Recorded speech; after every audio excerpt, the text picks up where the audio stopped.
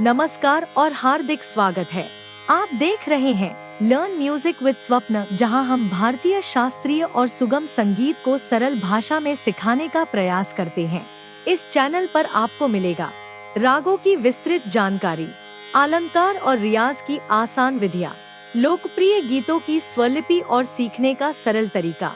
और अब एक नई खुशखबरी, हमने हाल ही में अपनी आधिकारिक वेबसाइट www.swapnaacademy.com लॉन्च की है।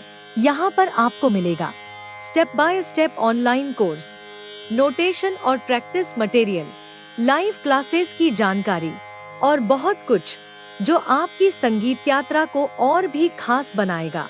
तो अगर आप भी संगीत सीखना चाहते हैं तो चैनल को सब्सक्राइब करें और हमारी वेबसाइट जरूर विजिट करें। आइए मिलकर संगीत की इस खूबसूरत दुनिया की यात्रा शुरू करें। संगीत में ध्वनि क्या है? संगीत की आत्मा है ध्वनि। जानिए कैसे कंपन से ध्वनि जन्म लेती है और किस प्रकार यह संगीत का सबसे महत्वपूर्ण तत्व है। यह वीडियो संगीत के विद्यार्थियों और शास्त्रीय संगीत प्रेमियों के लिए बेहद उपयोगी है। आज हम जानेंगे संगीत का सबसे मूल और आधारभूत तत्व, ध्वनि। बिना ध्वनि के संगीत की कल्पना भी नहीं की जा सकती।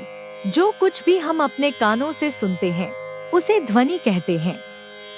मधुर और लयबद्ध ध्वनियां संगीत का आधार है, जबकि कर्कश ध्वनि केवल शोर है। ध्वनि की उत्पत्ति कंपन से होती है।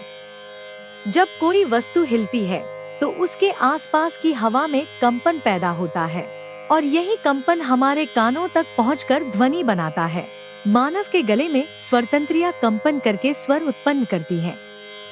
तंत्रवाद्यों में तारों का कंपन, तालवाद्यों में झिल्ली का कंपन और बांसुरी जैसे वाद्यों में हवा का कंपन ध्वनि उत्पन्न करता है। संगीत में इस कंपन को आंदोलन कहा जाता है। ध्वनि का अर्थ, जो कुछ भी हम अपने कानों से सुनते हैं उसे ध्वनि कहा जाता है। संपूर्ण संगीत का आधार ही ध्वनि है। बिना ध्वनि के संगीत की कल्पना असंभव है।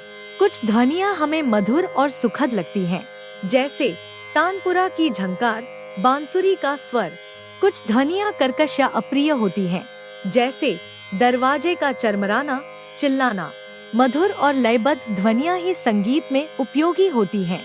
ध्वनि की उत्पत्ति, ध्वनि का जन्म कंपन, वाइब्रेशन से होता है। जब कोई वस्तु हिलती है तो वह आसपास की हवा को भी हिलाती है, जिससे ध्वनि तरंगे बनती हैं।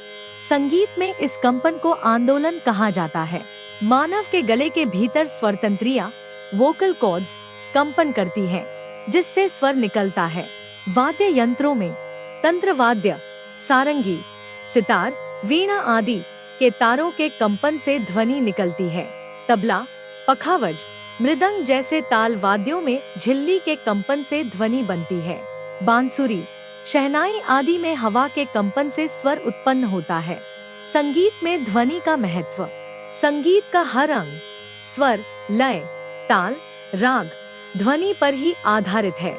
मधुर ध्वनि ही श्रोताओं को आनंद देती है और रचनात्मक वातावरण बनाती है।